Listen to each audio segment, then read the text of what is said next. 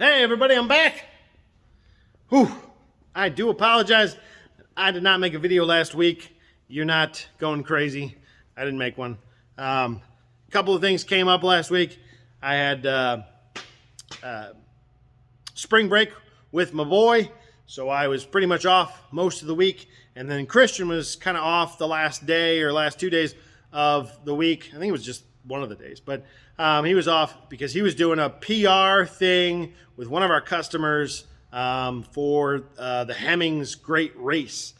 So he was down in Owensville, Owens something, Kentucky, to kind of kick off the not this year's Great Race, but the pomp and circumstance show for next year's Great Race, which starts in Kentucky and ends in Maine. This year's Great Race starts in Florida and ends in Colorado. We will not be doing that race this year, as we have in the past 2 years done the Great Race. So that was last week. Not a lot got done for me because I was out most of the week. I got a couple of things shipped off to people in the world, but that's about it. I didn't do a lot of work. Christian did, however, I wasn't here, so I'm not entirely sure what he did.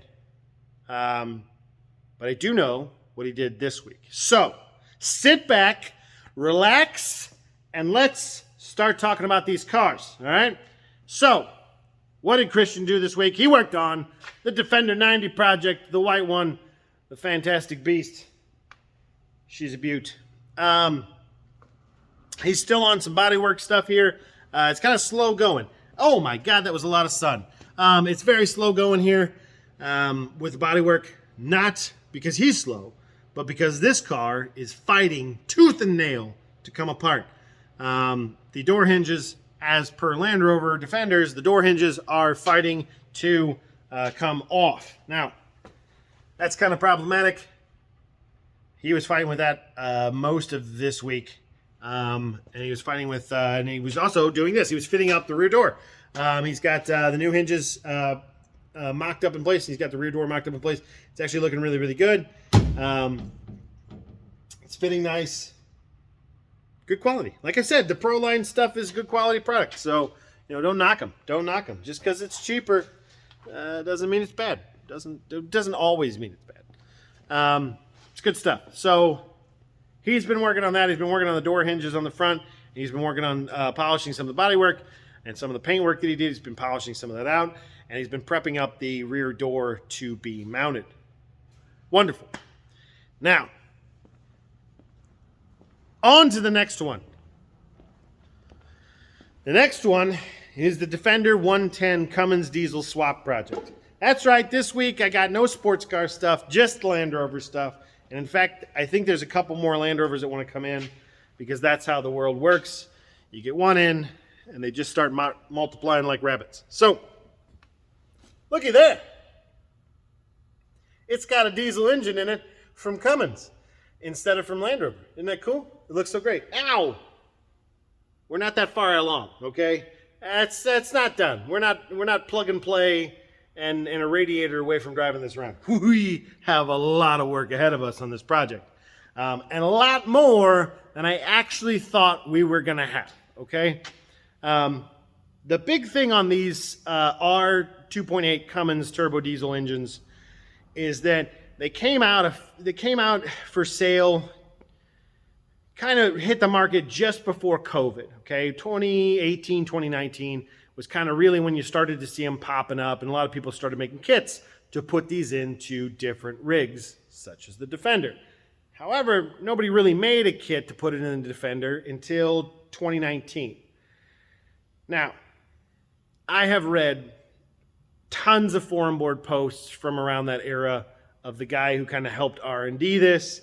I have talked to the company that makes the conversion parts to do this and the guy who helped R&D it.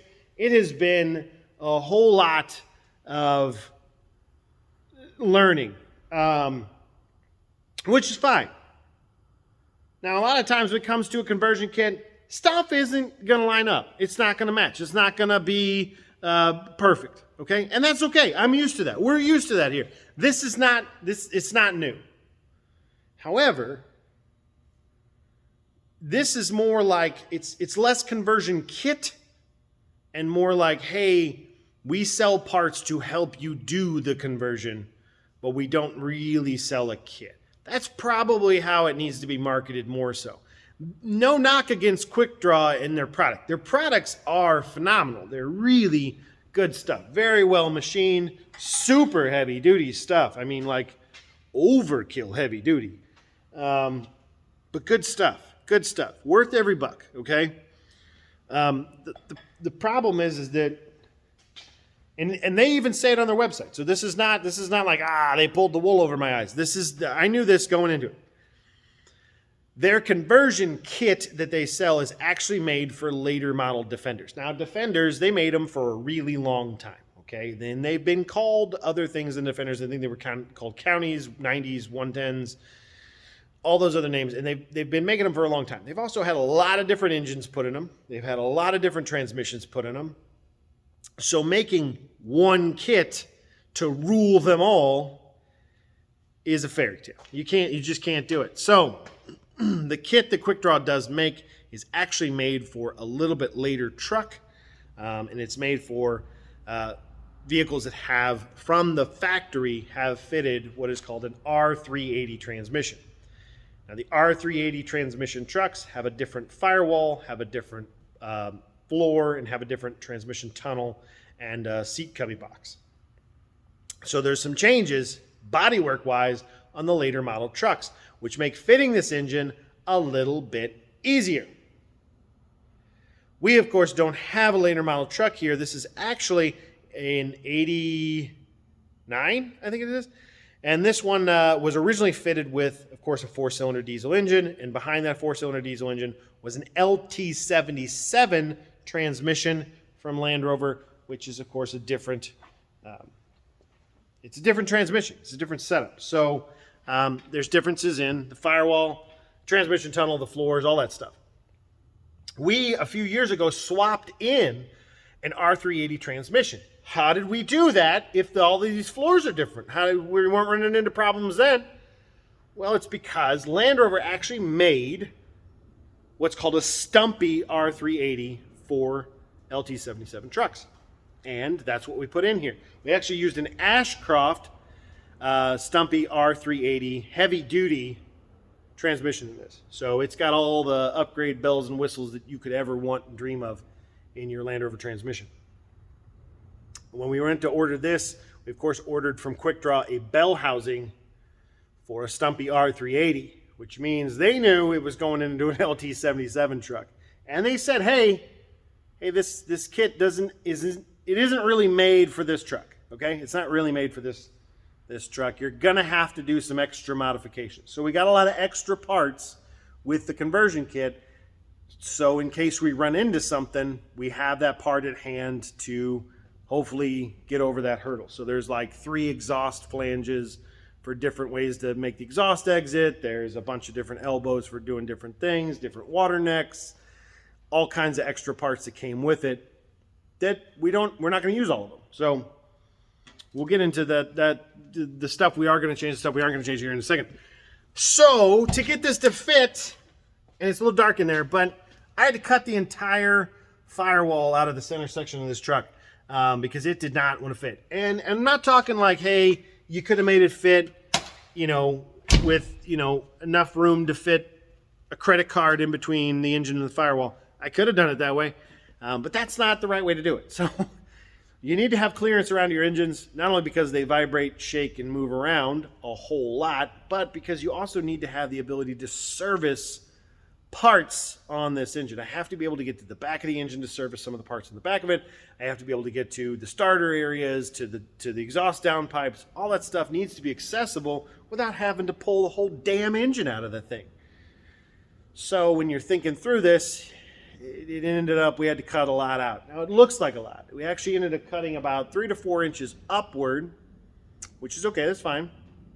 We cut about 2 inches towards the passenger side on this one, which is on the left-hand side of the truck, and we cut about 1 inch out of the driver's side, which is on the right-hand drive side of the truck. So we had to clearance. There's a little clearance. We had to clearance, and we did that. We did that this week, or I did that this week. And it's still a little snug in a couple of spots, but it's good. I like it so far. I would like to see the engine actually come forward about 2 to 3 more inches. And maybe that's going to happen still, but clearancing that firewall, cutting that firewall out was going to happen whether I move this engine forward or not.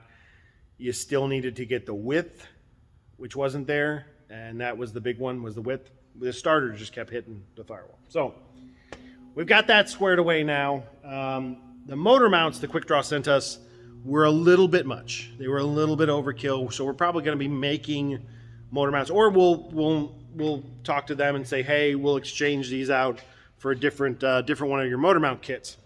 The ones they sent us are their wide mount kit, and they're cast units now. This is a big piece of cast aluminum. It is a chunky monkey, man.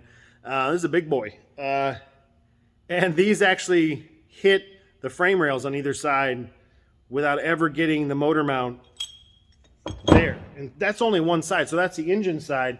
This is the actual frame side that you're supposed to weld onto the truck. So you can see that it's a little much. It's a little overkill. It didn't need to be that wide. We didn't need the mounts to be that wide. I'm not sure why they sent a super wide motor mount kit, but they did. Maybe they had some that needed them. I don't know. So we got to do different motor mounts on it. Probably be making those. We have sourced a company that makes an air conditioning system that actually mounts right here as opposed to underneath the dash, which is probably the one we're going to use. We've got to make a radiator for it, an intercooler for it. One of the other things that we're going to change on this is that I mounted up the cooling fan, the mechanical fan. This is a Quick Draw part as well. It's part of their conversion kit. It's a really nice piece of kit.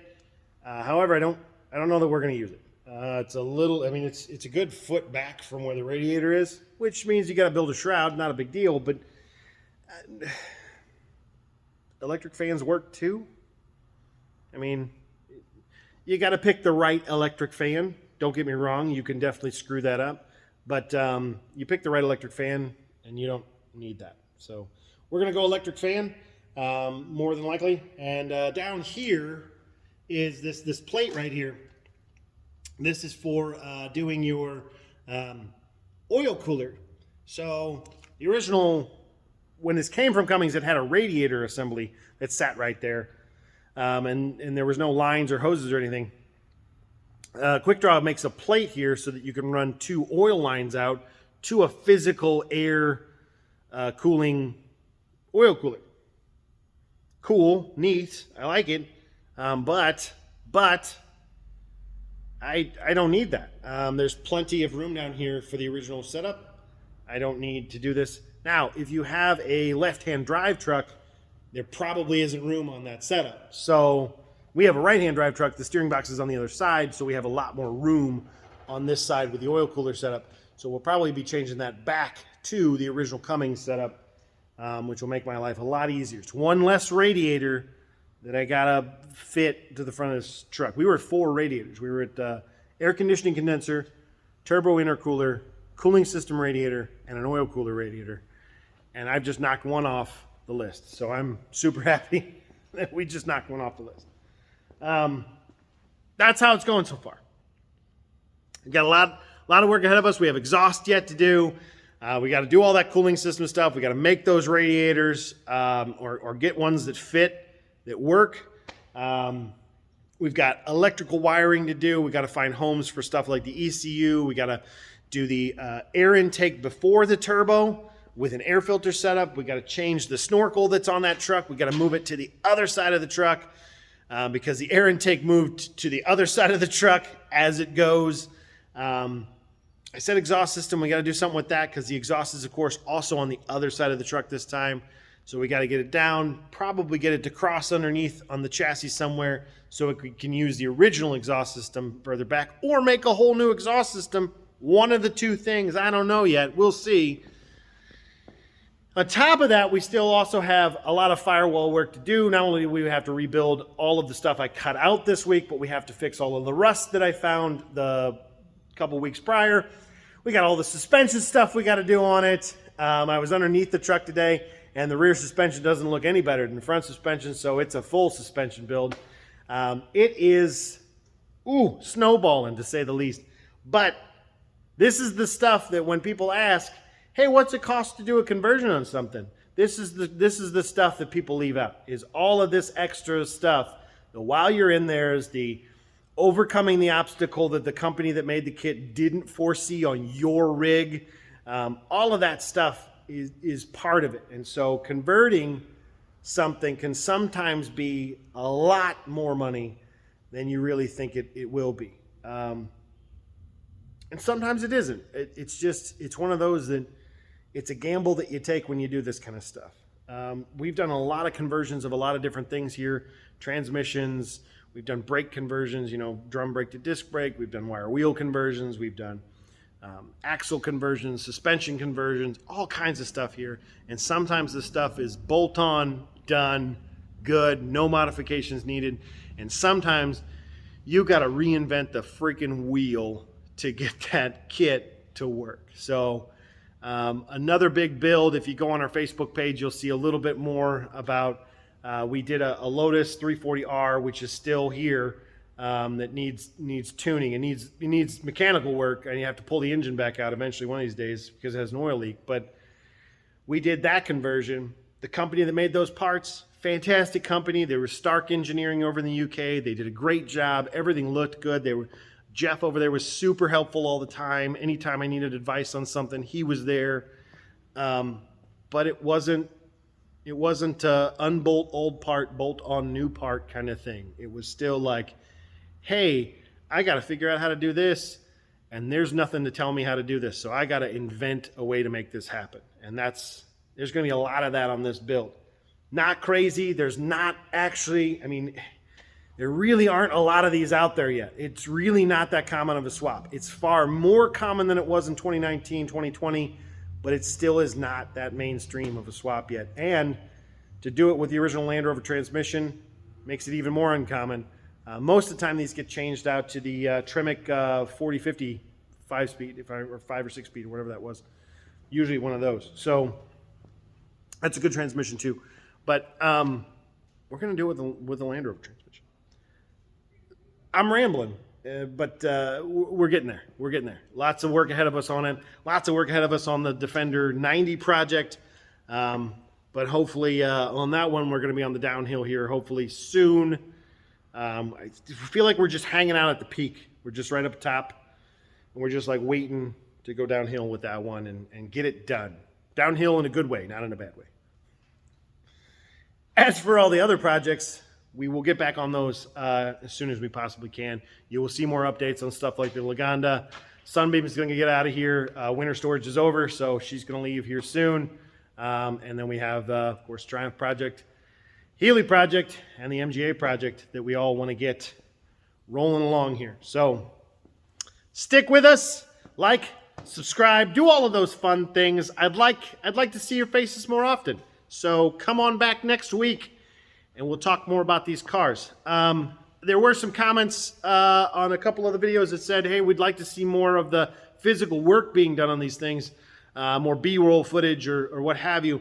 And that is in the pipeline. We honestly, it's two of us here, and as you can tell, we are super busy. So it is sometimes really tricky to get into shooting B-roll and to start editing videos and all that kind of stuff. We probably should just hire a bunch more people, and we can make that a lot easier for you. But it's coming down the pipeline. It's going to be there, okay? It's always been in the works to do better videos than this. Anyway, that's all I got this week. I will see you all next week. I hope you have a lovely weekend. I hope you have a lovely week. And I'm going to take some talking classes because apparently I mumble a lot. So anyway, bye.